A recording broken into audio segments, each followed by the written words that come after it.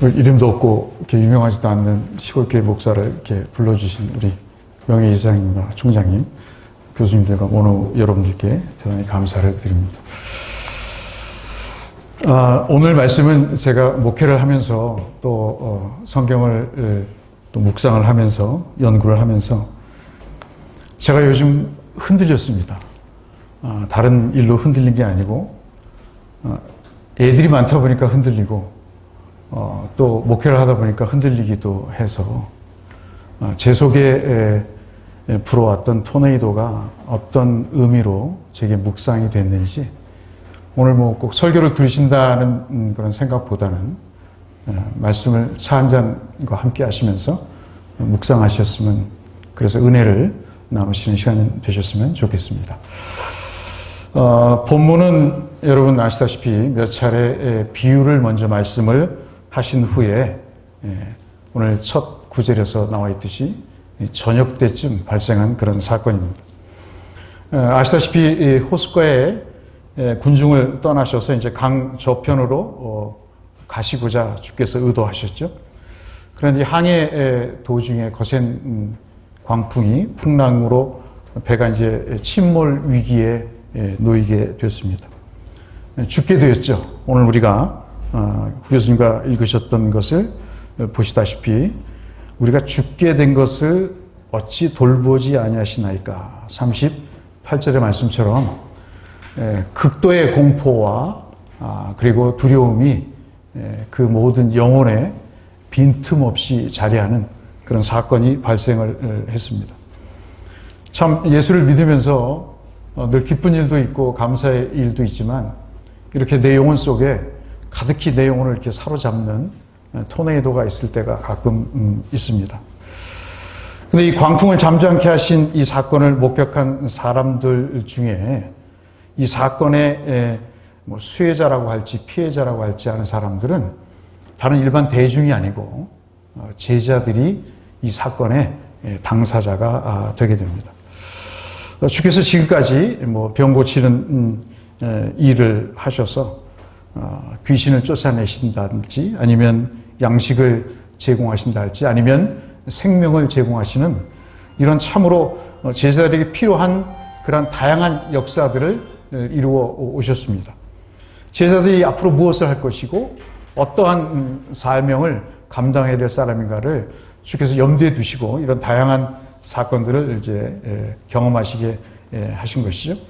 근데 이제 제 눈을 끌었던 것은 이제 35절의 말씀입니다. 비유를 마치신 다음에 제자들을 앞서 말씀드린 대로 호수 저편으로 별도로 가자, 그렇게 이제 제안을 하시는 것입니다.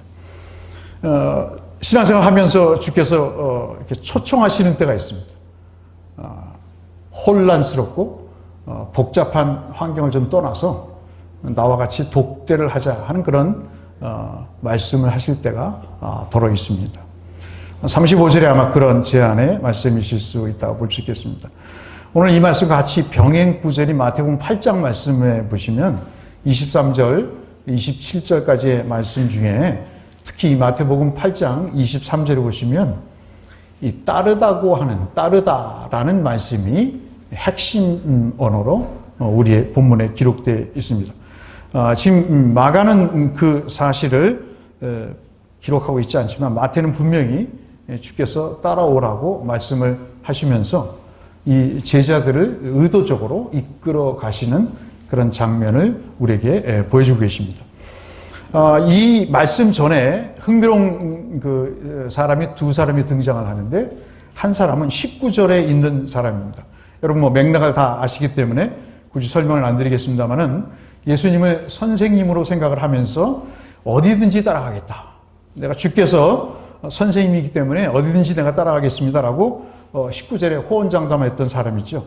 그때 이제 주님이 그 말씀을 들으시고 여우도 굴이 있고 공중의 새도 거처가 있지만 인자는 머리 둘 곳이 없다. 그렇게 말씀하시면서 20절에 고되게 순회하시면서 사역하시는 삶의 그 피곤함을 또 여러 가지 고초를 말씀을 하실 때 결국 이 말씀을 듣고 서기관이 따르지 않는 그런 장면이 20절 이하에 나타나게 되죠. 또 한 명의 사람이 아버지 장례를 치르고 난 다음에 주를 따르겠다고 21절에 제가 지금 드리는 말씀은 이 본문 앞에 있는 21절을 말씀드리는 것입니다. 사람들에게 장례를 맡기고 따르라는 주님의 22절의 명령을 거부하고 끝내 아버지 장례를 치른 다음에 따르겠다고 하면서 이름 모를 제자 중 한 사람이 예수를 따르지 않는 두 장면이 나오면서 이 본문이 등장하는 걸 봐서 정확하게 마태가 더 이 본문의 정황이 예수께서 제자들을 따르도록 하시는 그런 장면과 대조시키시는 그런 일을 하고 계시는 것을 우리가 확인할 수 있습니다. 이러한 대조적인 아주 극단적인 사건을 통해서 주께서 제자의 삶이 따르는 것이다. 제자의 삶은 무엇을 하는 실적이 아니라 예수를 따르는 것이다 하는 것을 우리에게 보여주고 계십니다. 그래서 결국 예수의 제자가 된다는 것은, 성도가 된다는 것은 이 세상 무리 중에서 분리되어서 예수님과 함께 삶의 배, 제자로서 또 학생으로서 교수로서 목사로서 삶의 배 위에 그 배와 함께 동행하시는 주님을 따르는 것이다 하는 것을 본문은 이 본문의 정황을 통해서 우리에게 여실히 분명하게 보여주고 계시고, 이것이 예수님을 따르는 사람들의 공동체의 삶이다 하는 것을 볼 수 있습니다. 목회를 하면서, 강의를 하면서 제 나름대로 느끼는 것 중에 하나가 뭐냐면요, 어떤 때는 예수를 따르지 못할 때가 있습니다. 머리에 뭐가 든 것 때문에 예수를 못 따르는 경우가 있어요. 내 관습이 나로 하여금 예수를 따르지 못하도록 하는 경우가 있습니다. 요즘은 참 사람들의 편견과 아집이 심해서 어떤 바리새인도 내놔도 소위 말해서 비교가 안 될 정도로 자기의 전통과 고집과 아집에 아주 신봉적인 사람들이 많이 생기는 것 같습니다. 그런데 오늘 본문은 따르는 것의 중요성, 그것을 먼저 우리에게 짚고 넘어가십니다. 부모 때문에 또 병이 들어서 사업의 실패를 겪으면서 또는 시련을 당하면서 예수를 따랐어요. 예수님이 그때마다 찾아오셨어요. 나는 부모 때문에 예수를 믿게 됐고, 저는 이제 예수를 믿게 된 것이 점수를 잘 받기 위해서 예수를 믿었습니다. 중학교 때 기독교 학교 최순영 장로님께서 운영하셨던 학교의 학생이었는데 성경 시험이 있어서 주보를 갖다 줘야 70점을 준다고 그래서 성경 점수를 잘 받기 위한 욕심으로 가룟 유다처럼 시작했습니다. 그래서 주보를 갖다가 팔고, 옛날에는 회수권이라는 게 있었습니다. 그 주보를 갖다 주면 교회 안 다니는 애들이 그 주보를 받고 저한테 회수권을 주고, 저는 그것을 떡볶이나 생선묵을 사서 먹는 재미로 교회를 다니다가, 이 사실을 제가 은연중에 폭로를 하니까 수요가 너무 적어지고 공급이 많아져서 제 시장이 망가졌던 그런 경우가 있었습니다. 그것 때문에 예수를 믿게 됐는데 지금은 조금 그런 정력이 사라진 것은 사실인 것 같습니다. 자만 이렇게 어떤 경우를 통해서 예수를 만나게 되고 예수님이 찾아오셔서 우리가 예수를 성도로서, 제자로서, 교수로서, 학생으로서 따르게 되게 되죠. 근데 오늘 저는 본문을 보면서 여러 가지 많은 묵상을 할 수 있겠습니다만은 우리 인생의 토네이도가 불 수 있잖아요. 그런데 오늘 본문은 특히 이 마가는 마태와 달리 또 다른 면을 우리에게 주시고 계신데, 그게 뭐냐면 이 항해를 시작하게 하신 분이 바로 주님이시라는 사실입니다. 이 제안을 하신 분이 다른 분도 아니고 제자들 중에 유력한 사람도 아닌 주님이 가자 그러셨던 거예요. 앞서 말씀드린 대로 마태복음 8장이나 오늘 본문의 말씀을 보시면 주께서 유독 제자들을 지목하셔서 제자들과 함께 이 호수 저편으로 가자 하는 제안을 하신 것이죠. 내가 선택한 것이 아니라 주께서 나와 함께 하자고 선택하신 그런 사건이죠. 데살로니가 후서 2장 13절에도 주께서 말씀하셨습니다. 형제들아, 우리가 항상 너희에게 관하여 마땅히 감사할 것이 있는데, 그것이 뭐냐면 하나님이 처음부터 너희를 택하신 것이다. 너희가 하나님을 택한 것이 아니고 하나님이 너희를 택한 것이다. 그래서 신학계에 오게 됐고 목사가 되게 됐고 주의 종으로서 사역을 감당하게 된 것이다. 성령의 거룩하심과 진리를 믿음으로 구원을 받게 하시려고 주께서 너희들을 선택하신 것이다. 이것이 선택의 중요한 목적이요 그리고 감사의 조건임을 우리에게 말씀하십니다. 마태복음 4장 19절에도 맥락을 같이 하시는데 나를 따라오너라 내가 너를 사람 낚는 어부가 되게 하리라. 마가복음 2장 14절에는 레위가 세관에 앉아 있는 것을 보시고 나를 따르라 말씀하시죠. 마태복음 9장 9절에도 예수께서 마태에게 세관에 앉아 있는 걸 보시고 역시 나를 따르라 말씀하시면서 같은 말씀을 해주고 계십니다. 그래서 오늘 본문 말씀에 제가 드리고자 하는 첫 번째 말씀은 내 인생의 배 처음부터 주님이 계셔서 주님이 그 항해를 시작하자고 말씀하셨다 하는 것이 제가 오늘 함께 나누고자 하는 내용입니다. 가자고 먼저 제안하신 분은 주님이시다는 사실을 우리가 기억할 필요가 있다는 것입니다. 두 번째 우리가 살펴볼 말씀은 주님이 먼저 제안하신 이 항해의 길에 거대한 회오리 파도가 배를 덮치게 된다는 말씀을 우리가 확인했습니다. 아시다시피 갈릴리 호수는 저는 아직 성지 순례를 해보지 못했습니다만은 옛날에 이집트올로지라고 이집트학을 할 기회가 있어서 조금 이집트에 간 적이 있습니다만 성지 순례는 못 해봤습니다. 가신 분들은 아시겠습니다만은 이 갈릴리 호수라고 하는 이 지형적인 위치가 여러분 그 골란고원 아시죠? 많이 들어보셨다시피 골란고원 가운데 있어 사막 가운데 있는 거죠. 그래서 이 골란고원에서 불어오는 아주 건조하고 뭐라 그럴까요? 뜨거운 바람이 차가운 갈릴리 호수와 만나서 온도 차로 인해서 기압차에 의해서 이 토네이도가 이제 발생을 하는 대기가 완전히 불안정하고 그리고 굉장히 그 걷잡을 수 없는 예측 불가능한 그런 일들이 벌어지게 되는 곳이 바로 이 갈릴리 호수이기 때문에 상당히 그 베테랑도 고기 잡는 데 있어서 또는 항해하는 데 있어서 굉장히 어려움을 겪게 되죠. 자관 주의 뜻대로 선택한 믿음의 길에 뭐 순풍은 고사하고 행복은 고사하고 축복은 고사하고라도 죽음이 그 잔인한 압박으로 우리를 눌러 삼키려고 합니다. 이 마태복음 8장 24절에서 우리가 이 본문과 함께 주목해야 될 것이 마태는 큰 지진이 발생했다는 표현을 쓰게 됩니다. 그러니까 이 자연의 현상 자체가 불가항력적인 사람으로서 도저히 감당할 수 없는 초자연적인 현상이고 이것이 생명을 위협하기에 아주 큰 위력을 발휘하는 그런 현상으로 기록하고 있습니다.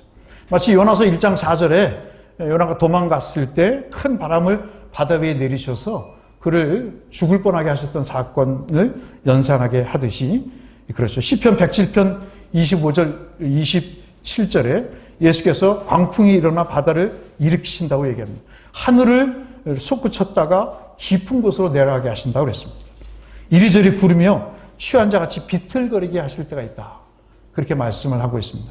그래서 여러분 오늘 본문의 마가복음 이 말씀은 제가 지금 제공해 드린 시편 109절과 함께 병행해서 보시면 굉장히 신앙적인 같은 맥락을 찾아보시는 묵상의 말씀이 될 것 같습니다.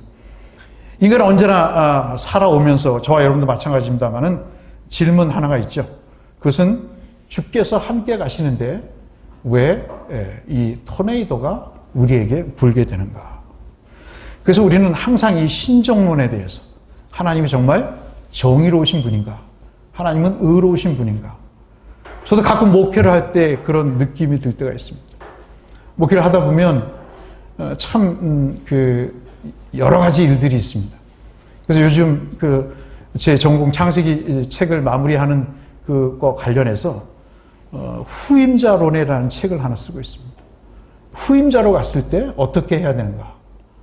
전임자와의 관계, 그 관계 속에 사이에 낀 교인들과의 관계, 그리고 교회 전통과 그 하나님의 주상 같은 말씀의 관계, 이것을 상황적으로 어떻게 우리가 정리해 가야 될 것인가 하는 것들에 대한 제 직간접적인 고민과 경험들을 정리를 하고 있습니다만은 제가 보기에는 별로 안 팔릴 것 같습니다. 도움이 안 될 것 같은데 그래도 나오면 한번 읽어보시기 바랍니다. 하나님은 진정 정의로우신가? 제가 이제 석사 때 전공한 것이 욥기인데 욥기에도 이것이 수없이 나옵니다. 욥기 9장 17절, 22절, 23절에 보시면 그가 폭풍으로 나를 치시고 까닭없이 내 상처를 깊게 하시고 이 일이 다 같은 것이라, 동일한 것이다. 그러므로 나는 말하기를 하나님이 온전한 자나 또는 악한 자나 멸망시키시나 하시나니 갑자기 재난이 닥쳐 죽을지라도 무죄한 자의 절망도 그가 비웃으실 것이다. 참 하나님이 보이지 않을 때가 너무나 많아요. 불합리한 일을 당할 때 이게 현실이지만 받아들이기 힘든 때가 많습니다. 그럼 반드시 우리가 기억해야 될 대목은 주께서 제안하신 항해 길에 풍랑의 위기도 발생할 수 있다는 것입니다. 이것은 주님이 가시작하는 그 길에서 주님이 함께 계시는 그 순간에 발생했다는 것입니다.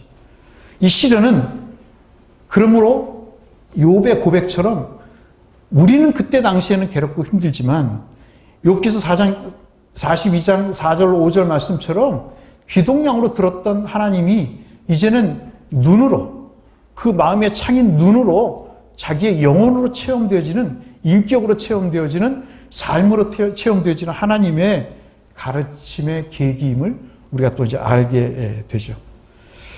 고난을 통해서 하나님을 제대로 알아가는 것 같습니다.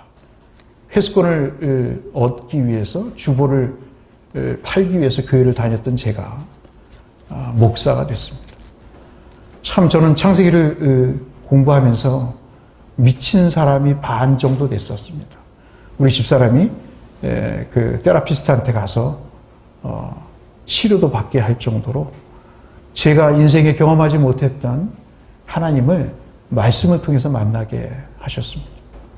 그것은 저에게 새로운 체험이었습니다. 이제는 정말 눈으로 배우는 그런 하나님을 경험하게 하셨습니다. 그것은 그냥 순풍에서 배운 것이 아니고요. 굉장한 어려움이 있었습니다.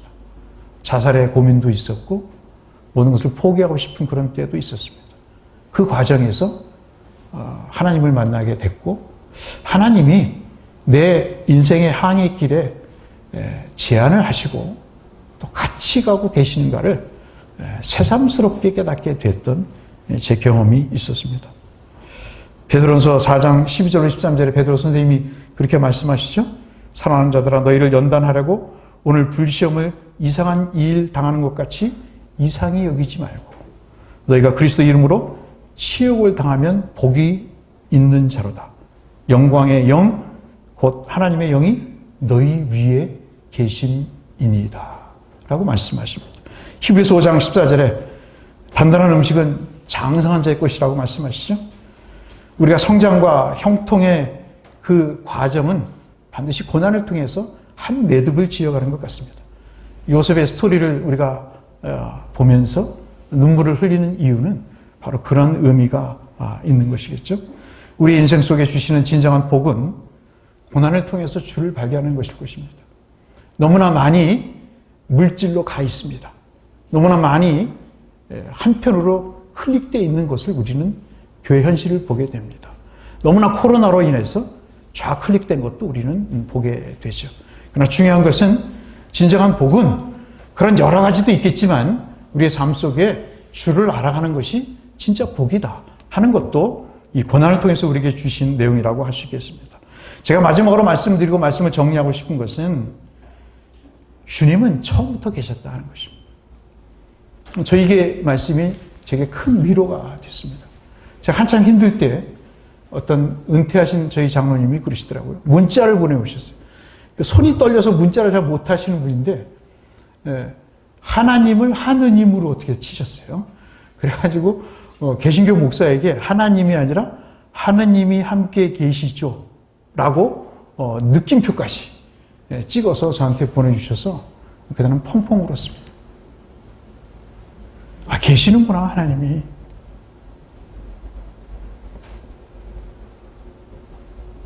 그런 생각이 들었습니다. 이 주님의 제안으로 시작된 갈릴리 호수의 항해 중에 강풍이 불자 사람들이 죽음 앞에서 태평하게 주무시는 주님에 대해서 참으로 무관심하다. 참으로 주님은 나를 포기하셨나 보다. 사람들이 아우성이죠. 목회를 하다 보니까 그런 아우성이 너무나 많아요. 줄곧 대놓고 30년 동안 남편을 전도했습니다. 목사님, 30년 동안 내 남편을 전도했습니다. 이 친구가 교회를 나오면 나는 이 남편에게 사랑을 다한 것으로 알고 나는 이제 이혼하겠습니다. 근데 이 남자가 교회를 안 나온다는 거예요. 그럼 저한테 상담을 했습니다. 제가 뭐라고 그랬겠습니까? 이혼을 하려고 그러니까는 교회를 못 나오는 거지.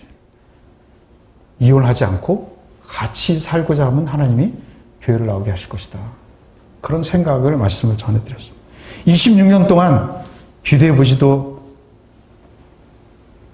또는 노력도 해보지 않은 것도 아니고 열심히 눈물 뿌려 작정 기도하고 기도를 했는데 26년 동안 그 자녀가 변하지 않는 거예요. 그 자녀에 대한 기대가 컸던 거죠. 내가 서울대를 보내고 그에게 기대했던 것이 있었는데 결혼을 시켜놓으니까 부모 알기를 우습게 하는 그런 자식으로 변한 것에 대해서 주님에 대해 절규를 하게 되지만 그 자녀는 조금도 변하지 않습니다. 성실하게 누구도 속이지 않고 열심히 제조업에 몰입을 했습니다. 17년 동안 안수집사로 열심히 제품을 만들어서 정말 조금 남기고 많은 사람들에게 유익을 주도록 그렇게 애를 썼습니다. 직업이 없는 교육자에게 그 제조업의 길을 알선하고 어렵게 사시는 사모님에게 자기네 회사에 일을 맡기면서 물질적인 어려움을 극복하시도록 했습니다. 근데 어느 날 아침에 새벽에 전화가 왔는데 공장이 다 타버렸다는 이야기를 들었습니다. 하나님이 어디 계실까요? 시편 44편 23절 24절에 주여 깨소서 어찌하여 주무시나이까? 일어나시고 우리를 영원히 버리지 마소서. 어찌하여 주의 얼굴을 가리시려고 우리의 고난과 압제를 잊어버리시나이까? 근데 흥미로운 사실은 구약을 좀 이렇게 들춰보니까 잠이라고 하는 표현이 구약에서도 많이 나옵니다. 그런데 그 잠은 한번 찾아보실 필요가 있을 텐데 깊은 신뢰와 관계가 있습니다. 구약에서 말할 때 잠은 어떤 관계 속에서 깊은 신뢰감이 없으면 결코 잠을 잘 수가 없는 상황이죠. 그러니까 여기서 설교 시간에 잠을 주무시는 분은 저와 밀접한 관계가 있다든가 아니면 하나님과 밀접한 관계가 있으신 거죠. 시편 3편 5절에 내가 누워 자고 깨었으니 여호와께서 나를 붙드심이로다. 그냥 넘어갈 말씀이 아니죠. 잠언에서도 3장 24절 26절에 내가 누울 때 두려워하지 아니하겠고 내가 누운즉 내 잠이 달리로다. 너는 갑작스러운 두려움도 악인에게 닥치는 멸망도 두려워하지 말라. 대저 여호와께서는 내가 의지할 자이시니라. 내 발을 지켜 걸리지 않게 하시리라. 위로가 되는 말씀이죠. 본문은 주님의 평온과 제자들의 근심을 극도로 대조시키십니다. 주님은 굉장히 평온하시고 얄미울 정도로 평온하시고 신앙을 잃어버릴 정도로 평안하신데 제자들은 상당히 근심스럽고 두렵습니다. 이것을 마가는 의도적으로 상황적으로 비교를 하고 대조를 시키면서 자신의 메시지를 증거하고 있죠. 주님은 오늘 감사하게도 깨어 39절에 바람을 꾸짖으신다 그랬습니다. 제자들을 꾸짖지 않으시고 바다더러 잠잠하라고 고요하라고 말씀하십니다. 어찌 보면 바람에게 말씀하신 것 같지만 풍랑보다 더 거센 우리의 마음, 제자들의 마음에 주님이 물어보시는 것 같지 않습니까? 네의 고요하고 잠잠할 것은 저 바다의 홀릴리 호수의 온도차로 인한 토네이도가 아니고 나와 함께 있는 너희들의 마음 아니냐. 주님이 그렇게 우리에게 비유적으로 말씀하시는 것 같이 들리게 됩니다. 오늘 주님은 우리에게 여러 가지 시간을 주십니다. 쉬운 시간도 있죠. 음식을 주문해서 기다리는 시간 어렵지 않습니다. 버스를 기다리는 시간 지루하지만 그렇게 어렵지 않습니다. 그럼 좀 더 어려운 시간이 있습니다. 시험을 통과해야 되는 시간이 있습니다. 자격증을 봐야 되고 교수 임용에 합격해야 되고 대학원 시험에 합격해서 예비과정에 합격해서 본과정을 공부해야 되는 그런 어려운 시간이 있습니다. 제일 어려운 시간은 결혼생활을 하다 보니까 결혼생활이 제일 어렵더라고요. 제일 어렵습니다. 그래서 요즘 사람들은 결정을 하죠. 3학기만 할까? 아니면 한 반학기만 할까? 그래서 조론이라는 게 생기잖아요. 결혼도 많이 하고 싶지 않은가 봐요. 너무 어려우니까 적당히 과목을 이수하고 졸업을 하자. 그런 생각도 있는 것 같습니다. 얼마나 힘들면 그렇겠습니까? 제가 한번 제 공부 때문에 1년, 한 달 동안 제주도에 가서 살겠다. 집사람한테 그렇게 얘기했다가 거의 순교 직전까지 간 적이 있습니다. 함부로 그렇게 말씀하시면 간접적으로라도 삶이 어렵다. 뭐 그렇게 말씀하시면 곤란합니다. 근데 가장 어려운 시간이 있어요. 그 시간은 언제인지 아십니까? 하나님이 보이지 않을 때. 하나님이 느껴지지 않을 때 가장 힘듭니다. 단 1초라도 그것이 이렇게 쉽지가 않더라고요. 그러나 오늘 우리가 분명히 확인해 볼 수 있는 36절의 말씀. 이 하루를 사시면서 예수를 배에 계신 그대로 모시고 가매. 저는 이 마가의 멋진 표현이라고 생각이 됩니다. 예수를 배에 계신 그대로 모시고 갔다. 그것이 우리에게 큰 위로가 됩니다. 여러분 힘들고 어려우시더라도 이 말씀을 생각하시면서 하나님의 존재에 대한 하나님의 관계에 대한 신뢰를 가지시고 비록 고되고 힘든 시간이라 하실지라도 하나님 관계 속에서 하나님이 계신 것 때문에 주님이 주무셨듯이 그 주님이 하나님을 의식하시고 주무셔서 안심하고 단잠을 주무셨듯이 저와 여러분의 삶 속에서도 토네이도가 있다 할지라도 하나님과의 관계 속에서 주님과의 관계 속에서 이 모든 어려운 시간 속에서 토네이도가 있다 할지라도 그것을 오히려 복의 기회로 삼으셔서 승리하시는 여러분 되시길 주의 이름으로 축원합니다.